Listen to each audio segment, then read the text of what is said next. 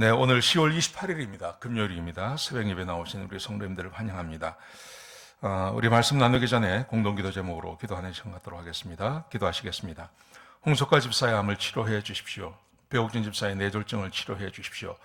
언어가 회복되고 오른쪽 팔다리에 힘이 생겨나도록 해주십시오. 과간나 집사를 치료해 주십시오. 권하자 집사가 다시 걷도록 해주십시오. 이승학 성도의 뇌종양 치료가 잘 되게 해 주십시오. 권현민 형제를 치료해 주십시오. 김에브라임 형제가 신장 이식을 속히 받도록 해주십시오. 김시희 집사의 뇌종양 치료가 잘 되게 해주십시오. 김수진 집사의 항암 치료가 잘 되게 해주십시오. 우한 폐렴으로부터 우리를 지켜주십시오. 예수님의 이름으로 기도합니다. 아멘.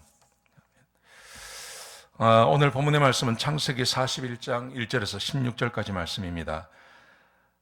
오늘 본문의 1절에 보시면 이런 말씀으로 시작을 합니다.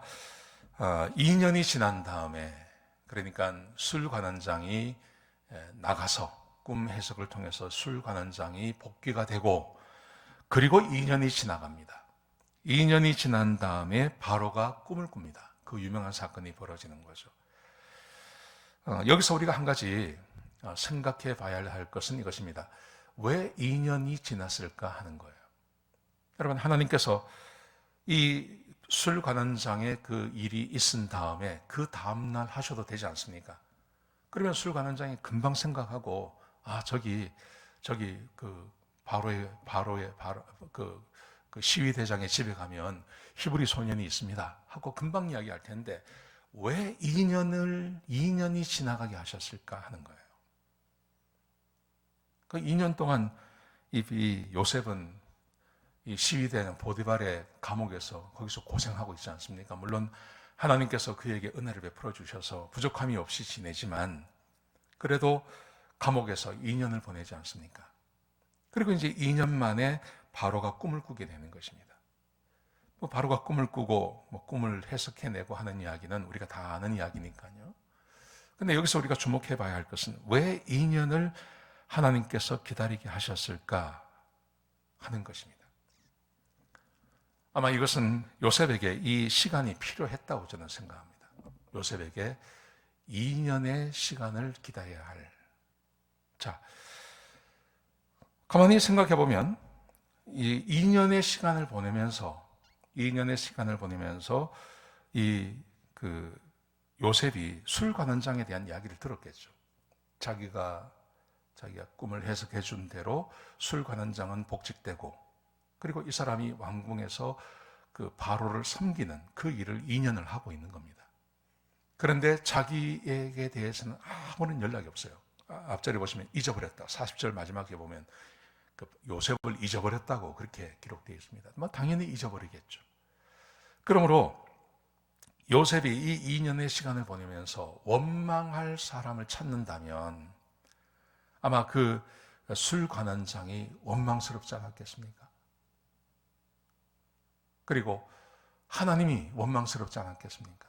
또 어쩌면 자기를 이렇게 만든 자기 형들 얼마나 원망스럽겠습니까? 그런데 이 2년의 기간, 이 2년의 이 인고의 시간이죠. 어떻게 보면 굉장히 힘들고 어려운 이 2년의 시간을 감옥에서 보내시면서 하나님께서 요셉의 마음 가운데 한 가지 분명하게 하신 것, 그것은 그 원망하는 마음들을 다 내려놓게 만드신 하나님.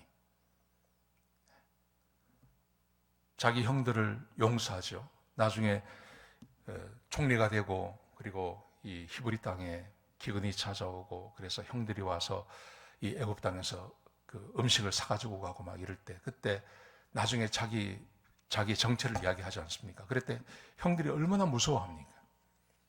그때 요셉이 말하지 않습니까? 그 형들에게 두려워할 필요 없다고. 당신들이 나를 판 게 아니라 하나님이 나를 보냈다. 근데 하나님께서 자기를 그곳에 보냈다는 것을 언제 알았을까요?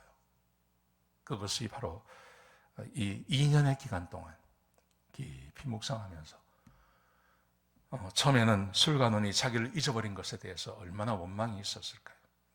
근데 그것을 하나님 앞에서 기도하며, 그렇게 또 형들에 대한 용서하는 마음, 그리고 하나님께서 자기에게 주셨던 그 꿈, 그 꿈을 기억하면서 하나님이 자기에게 베풀어 주실 그 미래, 하나님께서 자기에게 보여주신 그 꿈이 이루어지기를 간절히 바라며 그렇게 감옥 생활을 하면서 형들이 나를 판 게 아니라 하나님께서 자기를 이곳에 보내셨고, 그리고 하나님의 시간에 술관원이 나를 빼내주지 않아도 하나님의 시간에 자기를 이곳에서 빼내 주실 그 하나님, 술관원을 기대하는 것이 아닌 하나님을 기대하는 그 믿음이 이 2년 동안 생겨나지 않았나, 그렇게 생각되어집니다.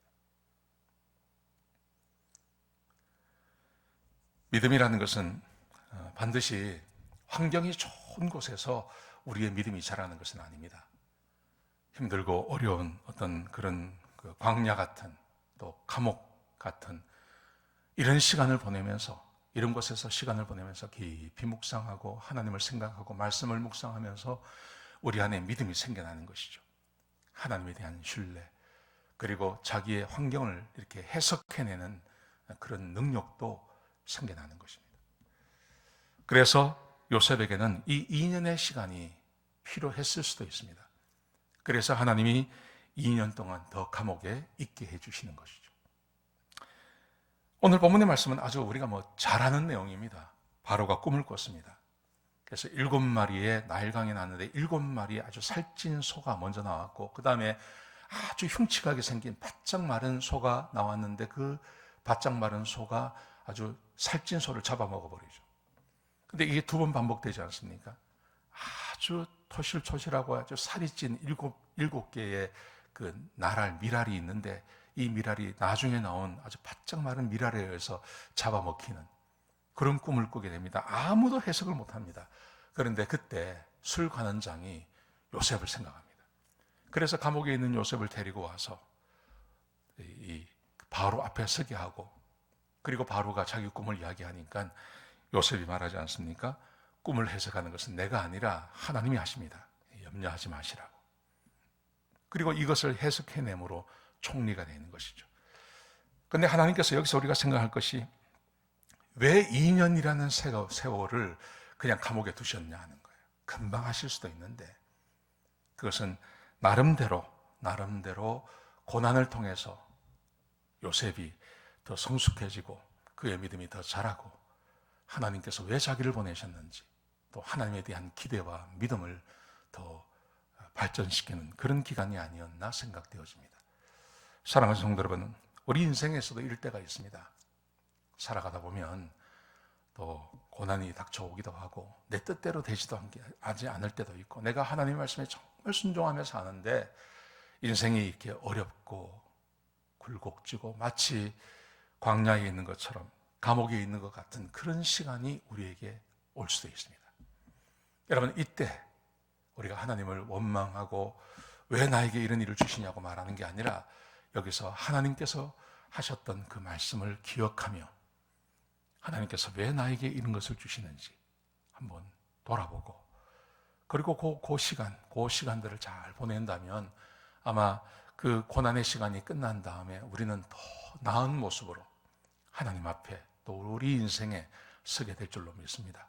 혹 지금 이런 감옥 같은 그런 시간을 보내는 우리 성도님들이 계시다면 하나님의 말씀에 좀 묵상하시고, 하나님께서 왜 자기에게 이 시간을 허락하셨는지를 좀 생각해보는, 그리고 하나님을 돌아보는, 하나님을 생각해보는 그런 시간이 되시기를 주의 이름으로 축복합니다. 기도하시겠습니다.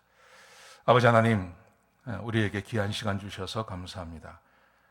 요셉에게 2년의 시간을 주신 것처럼 우리 인생에도 이런 고난의 시간이 있을 때가 있습니다. 하나님, 그럴 때 절망하거나 낙심하지 않게 하시고 하나님을 바라보며 또 주의 말씀에 귀를 기울이며 하나님께서 우리에게 주시는 메시지를 듣는 그런 성숙한 우리 성도님들이 다 되게 축복하여 주시옵소서. 주님 감사합니다.